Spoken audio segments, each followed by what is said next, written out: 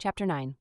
Nothing is more painful to the human mind than after the feelings have been worked up by a quick succession of events, the dead calmness of inaction and certainty which follows and deprives the soul both of hope and fear. Justine died. She rested, and I was alive. The blood flowed freely in my veins, but a weight of despair and remorse pressed on my heart, which nothing could remove. Sleep fled from my eyes. I wandered like an evil spirit, for I had committed deeds of mischief beyond description horrible, and more, much more, I persuaded myself, was yet behind. Yet my heart overflowed with kindness and the love of virtue. I had begun life with benevolent intentions and thirsted for the moment when I should put them in practice and make myself useful to my fellow beings. Now all was blasted. Instead of that serenity of conscience which allowed me to look back upon the past with self-satisfaction, and from thence to gather promise of new hopes, I was seized by remorse and the sense of guilt, which hurried me away to a hell of intense tortures, such as no language can describe. This state of mind preyed upon my health, which had perhaps never entirely recovered from the first shock it had sustained. I shunned the face of man. All sound of joy or complacency was torture to me. Solitude was my only consolation. Deep, dark, death-like solitude. My father observed with pain the alteration perceptible in my disposition and habits, and endeavored by arguments deduced from the feelings of his serene conscience and guiltless life to inspire me with fortitude and awaken in me the courage to dispel the dark cloud which brooded over me. "Do you think, Victor," said he, "that I do not suffer also? No one could love a child more than I loved your brother." Tears came into his eyes as he spoke. "But is it not a duty to the survivors that we should refrain from augmenting their unhappiness by an appearance of immoderate grief? It is also a duty owed to yourself, for excessive sorrow prevents improvement or enjoyment, or even the discharge of daily usefulness, without which no man is fit for society." This advice, although good, was totally inapplicable to my case. I should have been the first to hide my grief and console my friends if remorse had not mingled its bitterness and terror its alarm with my other sensations. Now I could only answer my father with a look of despair and endeavor to hide myself from his view. About this time we retired to our house at Bellerive. This change was particularly agreeable to me. The shutting of the gates regularly at 10 o'clock and the impossibility of remaining on the lake after that hour had rendered our residence within the walls of Geneva very irksome to me. I was now free.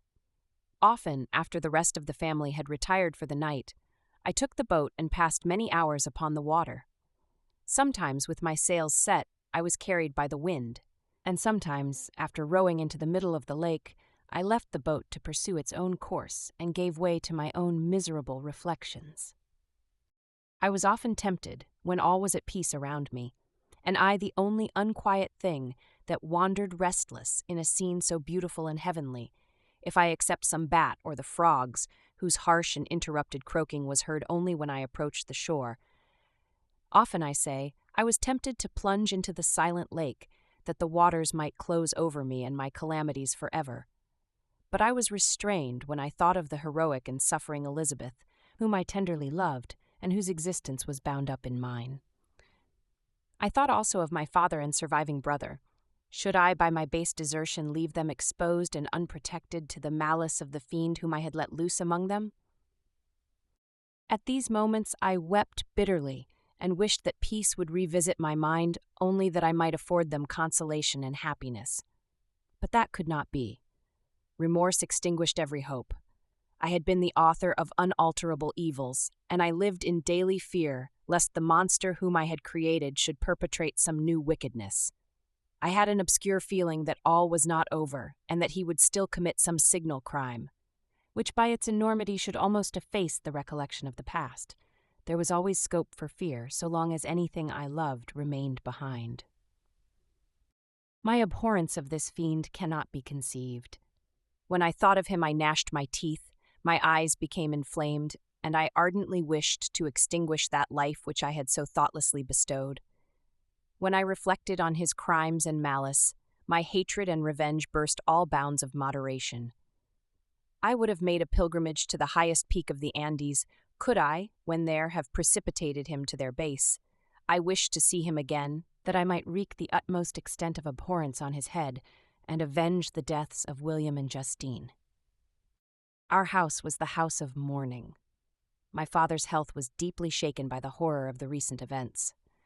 Elizabeth was sad and desponding. She no longer took delight in her ordinary occupations. All pleasure seemed to her sacrilege toward the dead. Eternal woe and tears she then thought was the just tribute she should pay to innocence so blasted and destroyed. She was no longer that happy creature who in earlier youth wandered with me on the banks of the lake and talked with ecstasy of our future prospects. The first of those sorrows which are sent to wean us from the earth had visited her, and its dimming influence quenched her dearest smiles. "When I reflect, my dear cousin," said she, "on the miserable death of Justine Moritz, I no longer see the world and its works as they before appeared to me. Before, I looked upon the accounts of vice and injustice that I read in books or heard from others as tales of ancient days or imaginary evils. At least they were remote and more familiar to reason than to the imagination. But now misery has come home, and men appear to me as monsters thirsting for each other's blood. Yet I am certainly unjust. Everybody believed that poor girl to be guilty, and if she could have committed the crime for which she suffered, assuredly she would have been the most depraved of human creatures. For the sake of a few jewels, to have murdered the son of her benefactor and friend, a child whom she had nursed from its birth, and appeared to love as if it had been her own. I could not consent to the death of any human being, but certainly I should have thought such a creature unfit to remain in the society of men. But she was innocent. I know, I feel she was innocent. You are of the same opinion, and that confirms me. Alas, Victor, when falsehood can look so like the truth, who can assure themselves of certain happiness? I feel as if I were walking on the edge of a precipice, towards which thousands are crowding and endeavoring to plunge me into the abyss. William and Justine were assassinated, and the murderer escapes. He walks about the world free and perhaps respected. But even if I were condemned to suffer on the scaffold for the same crimes, I would not change places with such a wretch." I listened to this discourse with the extremest agony. I, not in deed, but in effect, was the true murderer. Elizabeth read my anguish in my countenance, and kindly taking my hand, said, "My dearest friend, you must calm yourself. These events have affected me, God knows how deeply, but I am not so wretched as you are. There is an expression of despair, and sometimes of revenge, in your countenance that makes me tremble. Dear Victor, banish these dark passions. Remember the friends around you, who center all their hopes in you. Have we lost the power of rendering you happy? Ah, while we love, while we are true to each other, here in this land of peace and beauty, your native country, we may reap every tranquil blessing. What can disturb our peace?" And could not such words from her, whom I fondly prized before every other gift of fortune, suffice to chase away the fiend that lurked in my heart? Even as she spoke, I drew near to her as if in terror, lest at that very moment the destroyer had been near to rob me of her. Thus not the tenderness of friendship, nor the beauty of earth, nor of heaven, could redeem my soul from woe. The very accents of love were ineffectual. I was encompassed by a cloud which no beneficial influence could penetrate, the wounded deer dragging its fainting limbs to some untrodden brake, there to gaze upon the arrow which had pierced it, and to die was but a type of me. Sometimes I could cope with the sullen despair that overwhelmed me, but sometimes the whirlwind passions of my soul drove me to seek, by bodily exercise and by change of place, some relief from my intolerable sensations. It was during an access of this kind that I suddenly left my home, and bending my steps towards the near alpine valleys, sought in the magnificence, the eternity of such scenes, to forget myself and my ephemeral, because human sorrows. My wanderings were directed towards the valley of Chamouni. I had visited it frequently during my boyhood. 6 years had passed since then. I was a wreck, but naught had changed in those savage and enduring scenes. I performed the first part of my journey on horseback.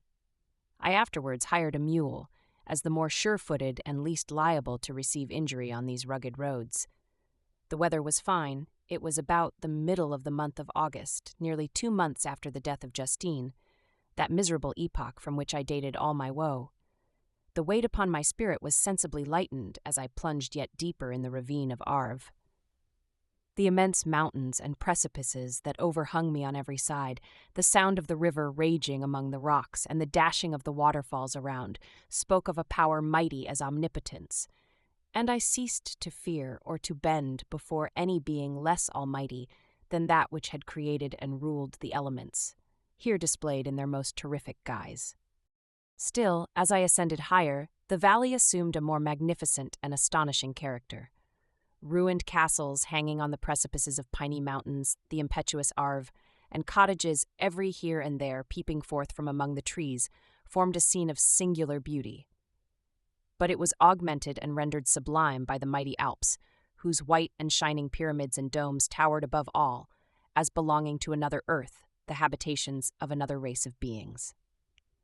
I passed the bridge of Pélissier, where the ravine, which the river forms, opened before me, and I began to ascend the mountain that overhangs it.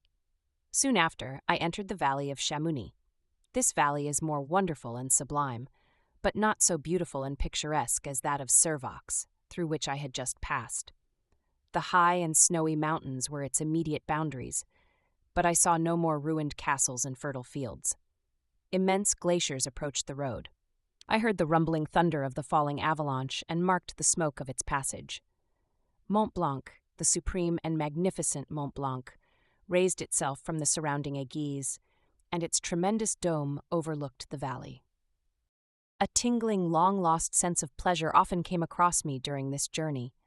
Some turn in the road, some new object suddenly perceived and recognized, reminded me of days gone by and were associated with the light-hearted gaiety of boyhood. The very winds whispered in soothing accents, and maternal nature bade me weep no more.